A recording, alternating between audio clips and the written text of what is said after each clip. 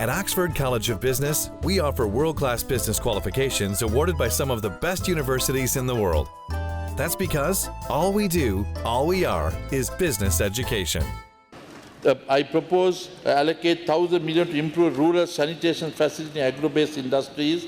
And Honourable Speaker, to expand the business in Northern Province, we will construct a vertical building for mixed development, which will include office space, recreation facility, entertainment facility, and I propose to allocate 1,000 million for this purpose.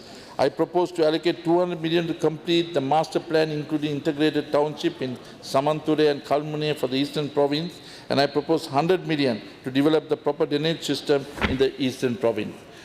Matara Riverside development will be initiated, for which I propose to allocate 200 million. And Honourable Speaker, the produce of micro and small agro-fish products to be routed through the 250 satipolas that we intend creating.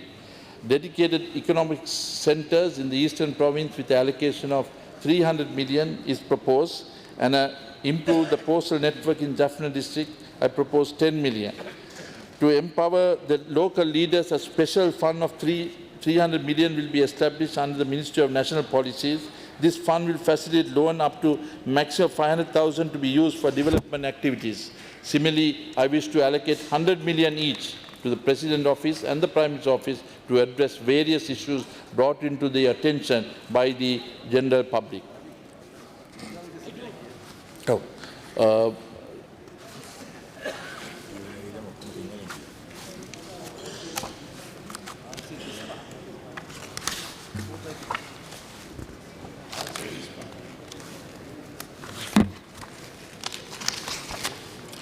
ජීවන වියදම ගරු කතානායකතුමනි අප රජයේ බලයට පත් වූ කාලයේ සිය කාලයේ සිට අප විසින් සෑම විටම මහ ජනතාව මුහුණ දෙන ජීවන බර සැහැල්ලු කිරීමට උත්සාහ ගත්තා. ගතානුගතික ප්‍රතිපත්තිය වූ මිල අඩු කිරීම පිළිවෙතින් වෙනස් වී ආර්ථිකීය ව්‍යුහාත්මක වෙනස්කම් කරනු ලැබුවා. එමගින් ලැබෙන ප්‍රතිලාභයේ කෙටි කාලයේදී පමණක් නොව දිගු කාලින වශයෙන්ද ප්‍රතිඵල ලැබෙනවා. මෙම පසුබිම යටතේ පහත සඳහන් යෝජනා ඉදිරිපත් කරනවා. අත්‍යවශ්‍ය පාරිභෝගික භාණ්ඩ සඳහා මිල ස්ථාපිත ඇති කිරීම ලක්ෂතුස විසින් ඉතා වැදගත් කාර්යභාරයක් ඉටු කර ඇත. ඒ නිසා ඔවුන්ගේ සිල්ලර වෙළඳසල් ජාලය නව වෙළඳසල් 100කට රට පුරා ඉදි කිරීමට මගින් ව්‍යාපෘති කිරීමට යෝජනා කරනවා. ඒ සඳහා එක් සිල්ලර වෙළඳසලකට රුපියල් මිලියන් 5 බැගින් මිලියන් 500ක් වෙන් කිරීමට අපි යෝජනා කරනවා. ඒ වගේම ලක්ෂතු නියෝජිත වෙළඳසැල් 8000ක් අත්‍යවශ්‍ය භාණ්ඩ 25ක් සමග ලක්ෂතු විසින් සපයන මිල නියම කිරීම පදනමයට ක්‍රියාත්මක කිරීමට යෝජනා කරනවා. මේ කාර්යයට පිටුහලක් ලෙස එක් වෙළඳසැලක් ලියාපදිංචිවට පසුව මාසෙ 10000ක් බැගින් වෙන් කිරීමට සහ එම සමානවල ඔසුසල් නියෝජිත ආයතන වෙළඳසැල් 1000ක් මාසකට රුපියල් 2500 බැගින් වෙන් කිරීමට මිලියන් 1000ක් වෙන් කිරීමට අපි යෝජනා කරනවා. අධිවේග මාර්ග ගාස්තු රාත්‍රී 9 සිට උදෑසන 5 දක්වා කාලය රුපියල් 50කින් අඩු කරනවා. එක් සමුදිලාභයකට මාසයකට සහල් කිලෝ 5ක් බැගින් ලබා දී සමුදිලාභින් වෙත සහාය දක්වනු ඇත. මේ පිරිවැය සමුදි දීමනාවෙන් අඩු කරනු ඇත. උපරිම සිංහල සිල්ලර මිල මුං ඇට කිලෝ එකක් රුපියල් 15කින් අඩු කරනවා. පරිප්පු කිලෝ එකක් රුපියල් 10කින් අඩු කරනවා. අත්අපල් කිලෝ එකක් රුපියල් 5කින් අඩු කරනවා. හාල් මැස්සන් කිලෝ එකක් රුපියල් 5කින් අඩු කරනවා. සුදු සීනි රුපියල් 2කින් අඩු කරනවා. භූමි තෙල් ලීටරයක් රුපියල් 5කින් අඩු කරනවා. ගෘහස්ත ගෑස් සිලින්ඩරයක් මිලියන රුපියල් 25කින් අඩු කරනවා. බෙහෙත් මෙතෙක් දුර 140කින් අඩු කළ තිබෙනවා කියන එක අපේ සෞඛ්‍ය ඇමති මෙතෙක් දුර විස්තර ආත්මක කියලා තියෙනවා. අඩු කර කීමට හා මා යෝජනා කරන මේ භාණ්ඩ සඳහා එකතු කළ අගය මත බදු අදාළ නොවන බව සඳහන් කරන්න කැමැතියි. මීට අමතරව දේශීය නිෂ්පාදනය කරන කිරි පැකට් එකේ ග්‍රෑම් එක 400ක මිල රුපියල් 250ක් සහ දේශීය නිෂ්පාදනය කරන ටින් මාළු රුපියල් 420 ග්‍රෑම් 425 මිල රුපියල් 125 ලෙස තවදුරටත් පවත්වාගෙන යාමට මා යෝජනා කරනවා. 2015 ජනවාරි මාසයේ 8 වෙනි දින සහ 2016 නොවැම්බර් 10 වෙනි දින අතර මිල ගණන්වල සංසන්දනාත්මක වාර්තාවක් මම මේ ගරු සභාවට ඉදිරිපත් කරනවා. ඒකෙන් පේනවා භාණ්ඩ 25ක මිල 23ක් එදාට වැඩිය අඩු ගානේ 100%කින් 120කින් වෙනස් වෙලා අඩු වෙලා තිබෙනවා කියන එක මම මේ අවස්ථාවේ මතක් කරන්න කැමතියි. ඉතින් විපක්ෂයේ නොයෙක් අවස්ථාවල ජීවන වියදම ගැන වැඩි වෙනවා කියනකොට තර්කයේ මේක බිඳ දරනවා අපි මේ සැබෑ වාර්තා වෙලා තියෙන මිල දර්ශකයේ තුලින්. ආදායම් ගරුවත් කතානායකතුමනි පසුගිය වර්ෂ ගණනාවක තුලදී බදු ආදායම් වල දේශීය නිෂ්පාදනයේ ප්‍රතිශතයක් ලෙස අඩු වී තිබෙනවා. ඒ ශ්‍රී ලංකාවේ සහ සමාන රටවල් සමග සංසන්දනය බල විට බදු ක්‍රමයේ කාර්යක්ෂමතාවයේ අඩු මට්ටමින් පවතිනවා. සංකීර්ණ බදු ව්‍යුහයේ පරිපාලනය කෙරෙහි අහිතකර ලෙස බලපා ඇති අතර විශාල වශයෙන් පවතින බදු අත්හැරීම් සහ බදු විරාම හේතුවෙන් බදු පදනමක් තිබේ.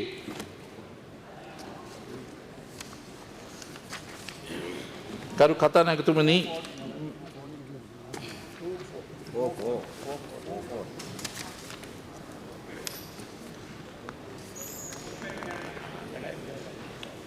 hope එක තියෙනවා දැන් මේකෙන්. I also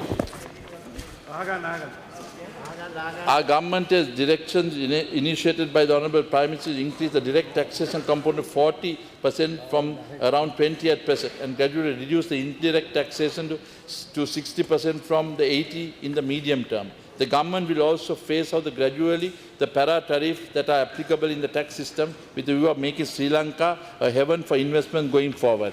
Government has also taken steps to introduce anti-dumping countervailing measures which facilitate level playing fields for domestic companies. It is in this background that I propose the following measures to improve the government revenue. Income tax. The income tax system for the country is to be revisited. Emphasis will be made on creation of job creation of such simpler income tax regime with a minimum tax exemption and broaden the tax base. Job creation, investment in fixed assets in designated zones, clean energy and innovation will be the sole ground. Corporate income tax. The corporate income tax is proposed to be revised to create a three-tier structure, 14, 28 and 40. Income tax for rate on liquor, tobacco and gaming will be continued at the same 40%. SMEs, exporters and goods and services, agriculture sector and education will be subject to lower rate of 14%. All other, including banking, finance, manufacturing and trading will be subject to income tax at 28%. Income tax rate of 10% currently applicable on funds, dividends, treasury bills and bonds will be increased to 14%. SME category will be redefined in rationalized manner. Exporters will be granted a rebate of amount equal to 75% of the tax attributable to their excess earnings that arises as a result of an increase of 15% or more on foreign currency earnings for the year assessment 2016-2017 compared to 2015-2016. Honourable Speaker, we are encouraging listings on company stock exchange and we basically look at a grant of 25% given for the past 3 years if they come on the stock exchange. Personal income tax, we are basically increasing the rate to 100,000 but taking off all other benefits that have been accrued and that will be taxable. So up to 100,000 per month will be pay-free, but anything beyond that would be taxed. Withholding tax on interest income will be increased to 5% from the present level of exemptions applicable on savings account with less than 60,000 per annum. Pay is corrected. Economic service charges will be, the threshold will be reduced to 12.5%. Value addition tax, plant and machinery imported by CB for generation, transmission and distribution will be exempted from VAT. Nation building tax heading towards a broadened tax base and as such proposed the rationalization NBT exemptions applicable on certain articles. Financial transaction levy would be imposed at 5 rupees for 10,000 on total cash transactions including easy cash by banks and other financial institutions. A telecommunication levy will be increased by 25%. This won't have an impact on any rates at the moment. The support of country digitalization process of all mobile telephones and spectrum charges will be increased by 25%.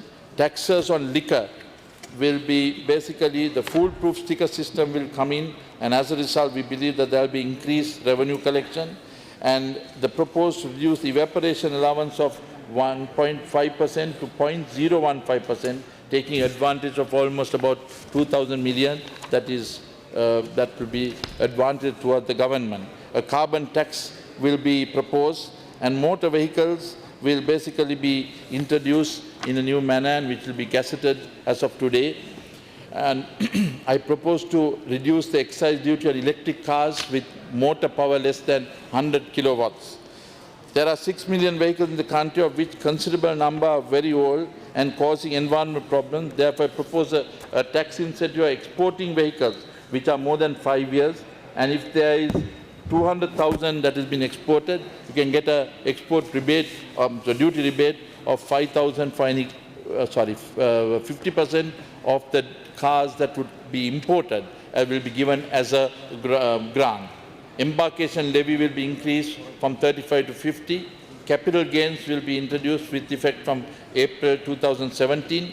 Custom duties on imported powder milk will be reduced by 100 rupees and will be increased from 500 to 800 per litre on importation of powder.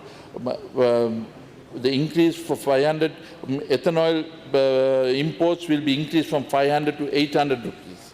Cess tax structure of external trade constitutes of multiple types of border taxes, BAL, cess and custom duty.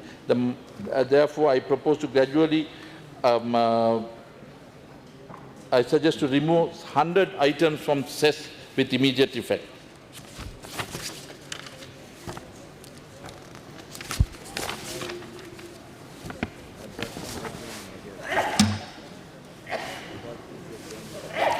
The Sri Lanka customs would be modified and automated. The registration from January 1st, all importers must be registered prior to their clearances. This will help to have a fast-track clearance, and a risk profile of all importers will be seen and shown there. Pre-arrival processing would be permitted.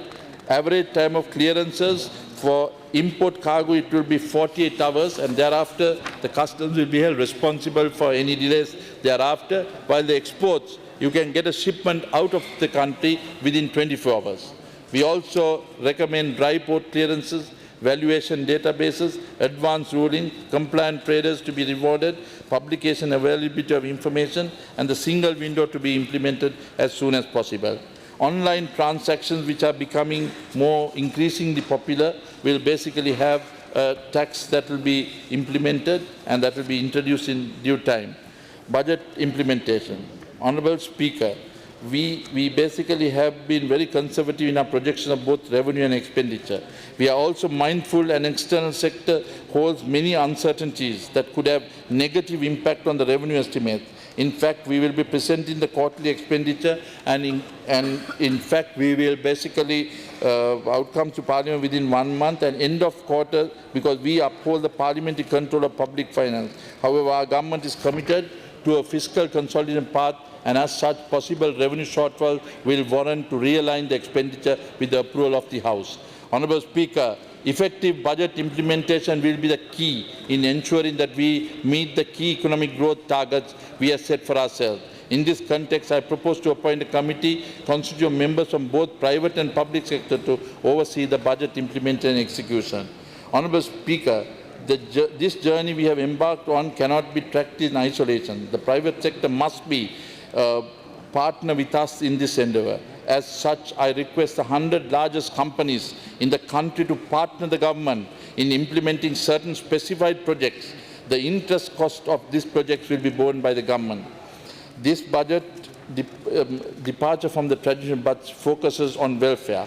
The budgets aim to create sustainable environment that upholds the rights of the people, provides them with better infrastructure facility, creates more opportunity for employment with better wages, enables all Sri Lankans to be empowered.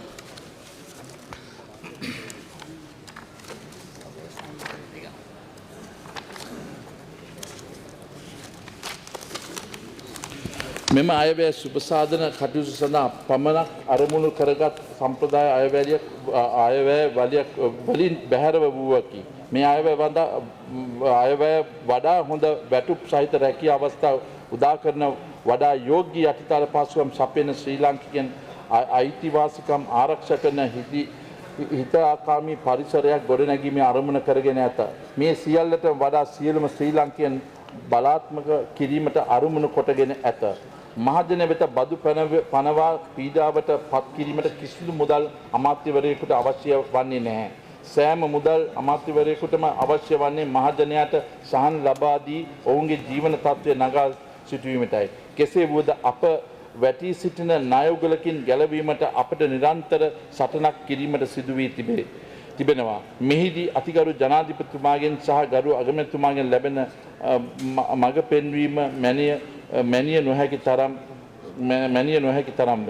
කෙසේ වුවද field marshal Sarath Fonseka මහතා විසින් ප්‍රකාශ කර ඇති මම යුද්ධය මීළඟ හමුදාපතිවරයාට බාර දීමට ඉඩ නොතබෙමි යන සිහිපත් කරනවා. ඒ අනුව මෙම සභාවට සහ අප පුරවැසියන්ට මා ප්‍රකාශ කරන්නට කැමති වන්නේ අපගේ රජය මේ ආර්ථික යුද්ධය අනාගත පරම්පරාවට උරුම නොකිරීමට කටයුතු කරන බවයි. සියල්ලටම සෞභාග්‍යමත් යුගයක් උදා කර දීමට වරමක් ලැබූ පසුගිය වසර ජනවාරි 8 වෙනි දින සිට අප විසින් බොහෝ දුර ගමනක් කර ඇත. මේ සඳහා සියල්ලගේම සහයෝගය අවශ්‍ය වී ඇත. මට මෙය පවසන්න ඉඩ දෙන්න. අප ළඟ විවිධ මතවාද ඇති. ඒවා ඉදිරිපත් කිරීමටද අපිට අයිතියක් ඇත. ඒ ප්‍රජාතන්ත්‍රවාදී අපූර්ව ලක්ෂණයක් වේ. නමුත් අපගේ අවාසනාවන්ත වගකීමක් වන්නේ අවසාන වගකීම වන්නේ අප වෙනුවෙන් ඡන්දය ප්‍රකාශ කළ අපගේ ජනතාව වෙතයි. අපට අනාගත පිළිබඳ සිතා බලා කටයුතු කිරීම හෝ අතීතය ස්මාරක කරමින් සිටිය හැක. වින්සන් චර්චිල් ප්‍රකාශ කළ පරිදි අතීතය ස්මාරණය කිරීම අනතුරු වන්නේ අප විසින් අතීතය හා වර්තමානය අතර ආරවුලක් ඇති කර ගතහොත් අප අනාගතයේ අප විසින්ම අහිමි කරගත් බව පසක් කර ගැනීමට සිදුවීමයි. මට විශ්වාසයි. අපි කිසිවෙකුත් අනාගතය අහිමි කර ගැනීමට අකමැති බව.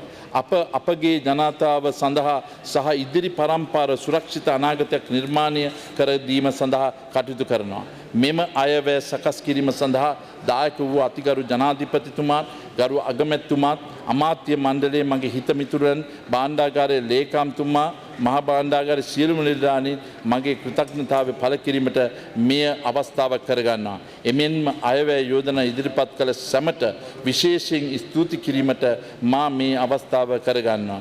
අපගේ මව්බිම තුනුරුවන්ගේ ආශිර්වාදය නිරතුරුවම ලැබේවා. දෙවියන්ගේ වහන්සේ සිය ඉහළම ආශිර්වාදය අප මව්බිම ලබා දේවා. බොහොම ස්තුතියි.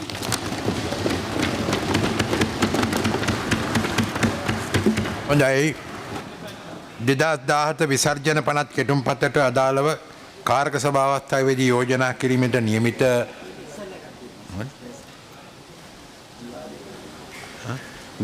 විසර්ජන පනත් කෙටුම්පත 2017 දෙවැනි වර කියවීමේ විවාදයේ කල් තැබීම. ගාල්මේජේ සභානායකතුමා. I move that the debate now be adjourned, sir.